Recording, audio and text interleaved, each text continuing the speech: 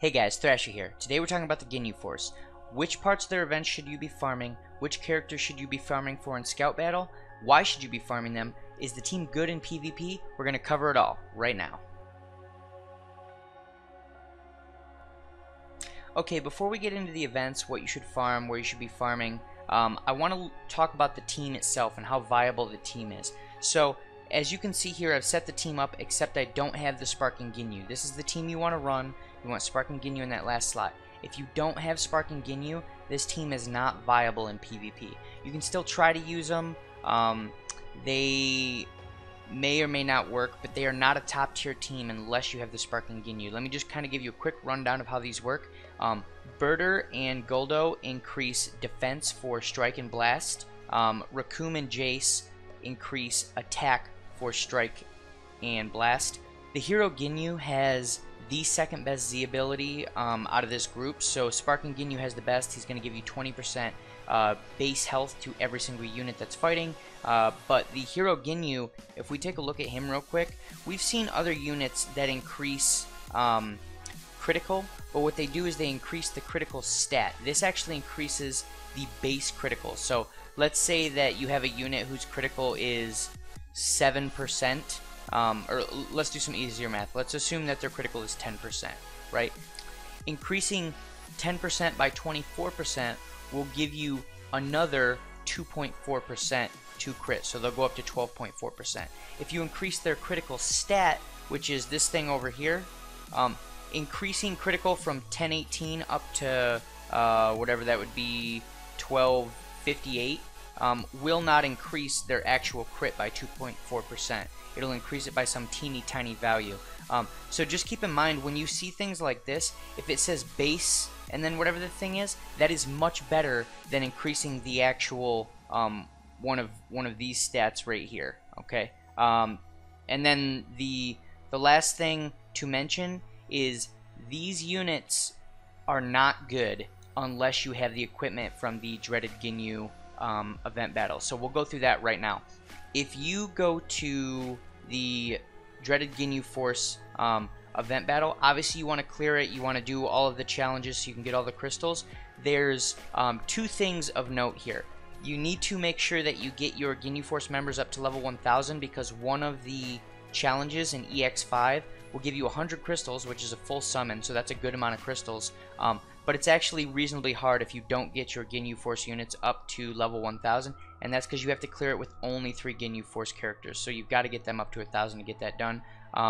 We still have a few days on the event, so I haven't worried about it yet. Since I don't have the Sparking Ginyu, I haven't been leveling these guys, but I can level hero units pretty fast, so I assume in the next day or two I'll probably get them up. I'll get that done and taken care of. The next thing to note is the equipment that these characters are going to be using. They each have an equipment item that is specific to their character, and then there's an overall Ginyu Force equipment item. Actually, I'm going to go back into EX5 to show you the overall Ginyu Force item. That's this guy right here. So each Ginyu Force member will use one of those, and then they'll each have their own specific equipment item. I don't recommend farming on EX5, and the reason for that is there's only one equipment item on EX5 that you need. You're farming for essentially 6 equipment items, and you're going to need many copies of at least the Ginyu Force item, and in most cases you're going to need many copies of each of the other equipment items because you want good rolls on them. If you don't get reasonable rolls, then the equipment's not really worth it. And I will throw the equipment rolls up on the right side here so you can see what you should be rolling. But with that being said, you don't really need to look at it. The only thing you need to care about is if you go into equipment real quick. The only thing you should be looking for is, see this guy right here, how he's got a little orange dot? That means it's a good roll. So the green dots are average or below average. As long as the first dot is orange, then you keep it. Otherwise, I would just get rid of it. So that's the only thing that really matters. Once you've unlocked all the slots for it, then you can go farm for more of them, and when you get one that has better stats, upgrade that one. You know, pretty simple stuff after that. So back to the event, I would farm EX1 through EX4, and the reason I recommend that is EX4 will give you the Captain Ginyu and the Ginyu Force equipment items, so you'll need lots of those equipment, the Ginyu Force equipment items, and you'll need a few of the Captain Ginyus because you're going to have 2 Captain Ginyus on your team, and more Captain Ginyus will probably come out in the future. And we'll actually come back to that point in a second. EX3 has 2 that you're going to need for Jace and for Birder. The same is true for EX2. You've got Raccoon that you need, and then I believe, EX1 has, there we go, has the Guldo that you're going to need. So between EX1 through EX4, you're going to get all the equipment items you need. I would farm those until probably you have at least 2 of each of the equipment items that are within your realm of acceptable values. So you have to decide how good you want the rolls to be, but I would keep 2 of each, other than the Ginyu Force, which I would keep 6 of. Then the other thing to talk about is the fact that I just mentioned there are probably going to be more Captain Ginyus come out. There's probably going to be more Ginyu Force characters in general that come out. So one of the things that you should be doing, whether you're going to run a Ginyu Force team right now or not, is farming these equipment items. So everything else that I'm mentioning here, you may or may not want to do it right now because you don't care about running a Ginyu Force team. The equipment themselves you should definitely be farming because at some point there will be more Ginyu Force members. Okay, so the next thing we should talk about are the scout battles. So as you can see right here, there's 2 scout battles for Guldo and for Birder. Every time you run these scout battles, you are going to get Z power to make your Guldo and your Birder more powerful. There's 2 reasons to run this. One, you want to make them more powerful because you're going to use them in combat. You want to get their Z ability up by limit breaking them. The other reason that you should be doing this, even if you're not going to run a Ginyu Force team, you should be doing this because the Z power here that you get for Guldo will eventually, when you max him out completely, it turns into Z metals. So let's go look at that real quick. We go to menu, summon. And then if you go look at any of these banners on summon, you'll see something where you go to Z power list. If you look down here, there's the different amounts of Z power that you need to limit break your characters. Obviously, we want to limit break our Ginyu Force members as far as we can so they're more powerful and their Z abilities stack on top of each other to higher levels.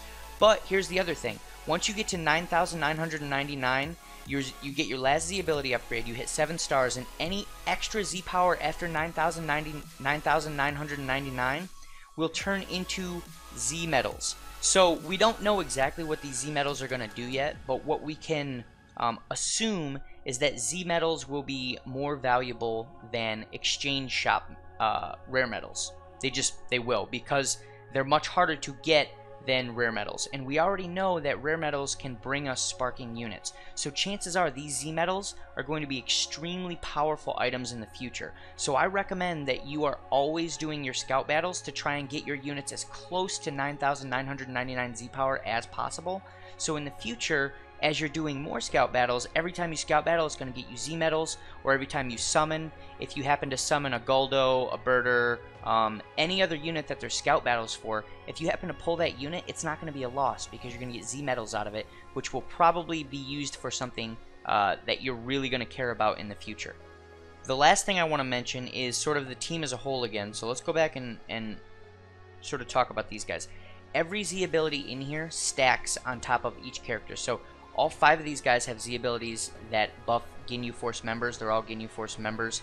And then they also have abilities. So if we go into, say, Birder, for example, you're going to see that his, not his Z ability, his unique ability is his strike attack is going to get reduced for being in battle with other Ginyu Force members.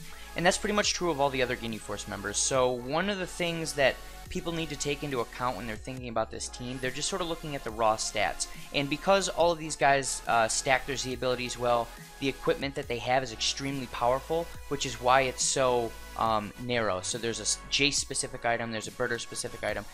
It's like that because it's so powerful. So looking at their base stats, they're garbage. But when you factor in the Z ability stacking, the equipment has really, really good rolls on it, and the fact that their unique abilities synergize better than any other characters in the game, this team is viable in PvP, as long as you have all 6 members. So you need to make sure that you have all 6. If you don't have Sparking Ginyu, there's, not too much you can do right now. You can throw them on like a Frieza team, throw Frieza in that last slot, but if you don't have Frieza, then there's really no viable way to run this team right now. And that's really all there is to the Ginyu Force. I want to, before I stop this video, I want to hammer home the point here, though. You should always be doing your scout battles. Make sure you do your scout battles every day. because those Z medals are going to be important in the future, not just for these Ginyu Force members, for everyone. So make sure that you're doing Krillin as well. Obviously his event is about to end here today, so if you haven't been doing it, I mean, there's not really much of a chance to do it, but it will come back in the future. We want to get these Z medals, guys. I guarantee they're going to be very, very powerful. And with all that being said, I think that's really all there is to the Ginyu Force events, what you need to be doing, what you need to keep in mind. If you guys have any comments, throw them down below. I'll make sure to respond. If you guys like this content, make sure to like and subscribe, and I'll see you in the next one.